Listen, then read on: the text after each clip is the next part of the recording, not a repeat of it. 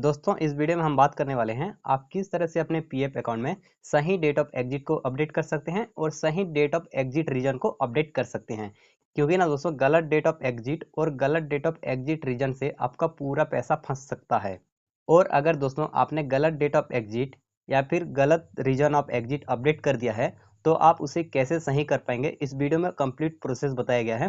तो दोस्तों अगर आप सच में अपने पीएफ अकाउंट में सही डेट ऑफ एग्जिट को अपडेट करना चाहते हैं और सही रीजन ऑफ एग्जिट को अपडेट करना चाहते हैं तो हमारे इस वीडियो को कंप्लीट देखिए। तो चलिए दोस्तों वीडियो को स्टार्ट करते हैं। सबसे पहले तो दोस्तों आपको अपने मोबाइल से क्रोम ब्राउजर को ओपन कर लेना है और यहाँ पर से आपको ईपीएफओ पोर्टल को ओपन कर लेना है और वहाँ पर आपको मेंबर होम वाले सेक्शन में चले जाना है और यहाँ पर अपना यूएन नंबर और पासवर्ड फिल करके लॉगिन कर लेना है। दोस्तों आप जैसे सक्सेसफुली मेंबर पोर्टल पर लॉगिन कर लेंगे तो डैशबोर्ड कुछ इस प्रकार से दिखाई देगा। यहाँ पर से आपको अपना डेट ऑफ एग्जिट और डेट ऑफ एग्जिट रीजन को अपडेट करने के लिए यहाँ पर जो मैनेज का ऑप्शन दिख रहा है आपको उस मैनेज के ऑप्शन पर क्लिक कर लेना है। मैनेज के ऑप्शन पर क्लिक करने के बाद दोस्तों ये लास्ट में जो मार्क एग्जिट का ऑप्शन देखने के लिए मिल रहा होगा उस पर आपको क्लिक कर लेना है। मार्क एग्जिट को आप जैसे ही क्लिक करेंगे ना दोस्तों यहाँ पर आपको अपना एम्प्लॉयमेंट सेलेक्ट करने के लिए कहा जा रहा है, यानी कि आपको एक मेंबर आईडी सेलेक्ट करना है। जिस भी कंपनी में आप काम किए हैं उसको सेलेक्ट कर लेना है। तो यहाँ पर जो सेलेक्ट का ऑप्शन दिया है उस पर क्लिक कर लेना है। उस पर क्लिक करेंगे तो यहाँ पर आप जितने भी कंपनी में काम किए हैं उन सारे के मेंबर आईडी शो करने लगेगा।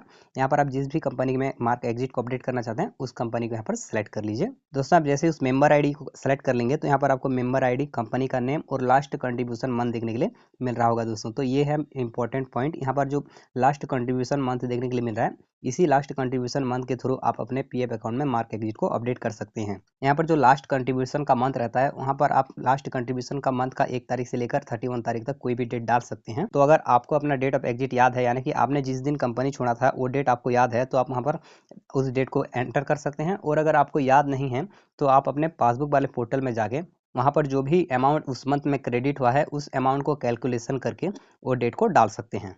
तो दोस्तों डेट ऑफ एग्जिट को मेंशन करने के लिए आपको थोड़ा सा नीचे चले जाना है।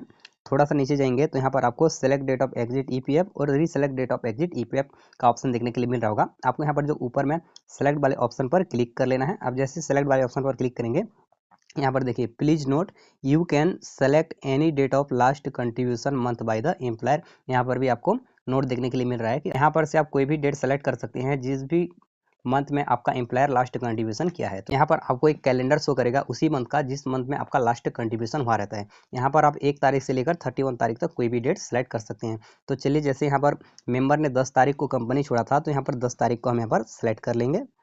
फिर यहाँ पर फिर से वही 10 तारीख को यहाँ पर फिर से रीसेलेक्ट कर लेना है। रीसेलेक्ट करने के बाद दोस्तों यहाँ पर सेलेक्ट रीजन ऑफ एग्जिट, तो दोस्तों यहाँ पर सेलेक्ट वाले ऑप्शन पर क्लिक कर लेना है। यहाँ पर आपको 4 ऑप्शन देखने के लिए मिलेगा। यहाँ पर जो रिटायरमेंट का ऑप्शन है दोस्तों, ये रिटायरमेंट का ऑप्शन कब डालना है, यहाँ पर क्या करना है दोस्तों, अगर आप कोई भी कंपनी में काम कर रहे हैं उस कंपनी में अगर ऐसा रूल्स है कि आप उस कंपनी में मैक्सिमम 10 साल तक काम कर सकते हैं, तो अगर आप 10 साल तक काम करते हैं और उसके बाद उस कंपनी में आप काम करने के एलिजिबल नहीं रहते हैं तब आप ये रिटायरमेंट का ऑप्शन डाल सकते हैं। यहाँ पर बहुत सारे लोग क्या कहते हैं कि 58 साल के बाद रिटायरमेंट होते हैं तो वहाँ पर आपको ये सेलेक्ट करना रहता है। तो दोस्तों ये वहाँ पर सेलेक्ट करना नहीं रहता है, यहाँ पर वो कंपनी के रूल्स एंड रेगुलेशन के थ्रू ये सेलेक्ट करना रहता है। उसके बाद यहाँ पर देखिए यहाँ पर जो सुपर नेशन का ऑप्शन दिया है, सुपर नेशन का ऑप्शन में दोस्तों यहाँ पर अगर आपका एज 58 ईयर हो चुका है तो आप यहाँ पर सुपर नेशन का ऑप्शन को सेलेक्ट कर सकते हैं।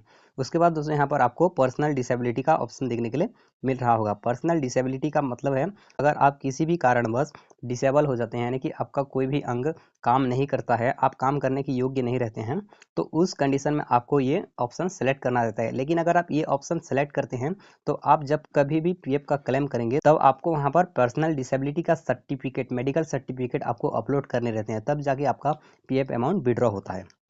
उसके बाद दोस्तों यहाँ पर लास्ट में जो ऑप्शन दिख रहा है सबसे पॉपुलर ऑप्शन यही है, जो cessation short service any other reason, यानी कि अगर आप कंपनी को किसी भी तरह से छोड़ देते हैं या फिर कंपनी आपको किसी भी तरह से टर्मिनेट कर देता है तो आप उस समय इस ऑप्शन को सेलेक्ट कर सकते हैं। मान के चलो अगर आपका कॉन्ट्रैक्ट या फिर आप कंपनी में काम करने के लिए एलिजिबल भी रहते हैं और आपने किसी बीमारी या फिर किसी भी कारणवश ये कंपनी को छोड़ देते हैं, कभी भी 1 साल काम करके 2 साल काम करके, तो आप इस ऑप्शन को सेलेक्ट कर सकते हैं।